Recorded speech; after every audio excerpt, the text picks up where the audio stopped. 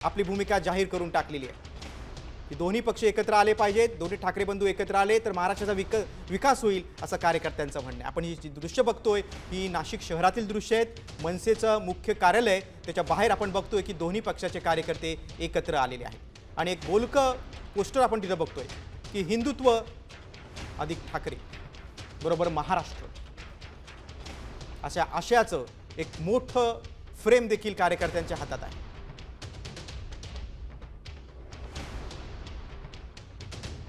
नाशिक शहरातील मनसेच्या मुख्य कार्यालयाबाहेरचं आपण हे चित्र बघतोय। दोन्ही पक्षाचे कार्यकर्ते जमलेले आहेत आणि दोन्ही पक्षाच्या कार्यकर्त्यांची इच्छा आहे की युती व्हावी।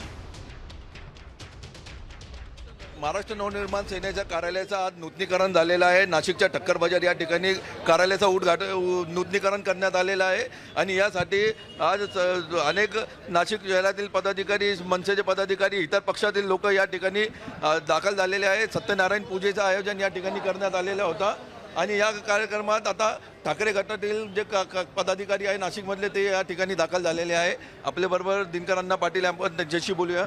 अण्णा, ठाकरे गटाचे लोक या ठिकाणी आलेले आहे। त्यांनी राज ठाकरे आणि उद्धव ठाकरेंचा फोटो बॅनर हे बनवून आणलेली फ्रेम, काय आपलं म्हण?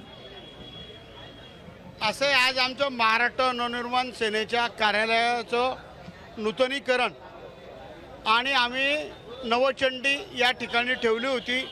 यासाठी सर्व पक्षीय आणि नाशिक जिल्ह्यातील शहरातील सर्व बंधू भगिनींना, सर्व स्तरातील अधिकारी, कर्मचारी, पक्षाचे, सहकार खात्याचे सगळ्यांनाच निमंत्रण दिलेले, आयमा, निमा, क्रीडा या सगळ्यांनाच आणि सर्व पक्षांना पण निमंत्रण दिलेले।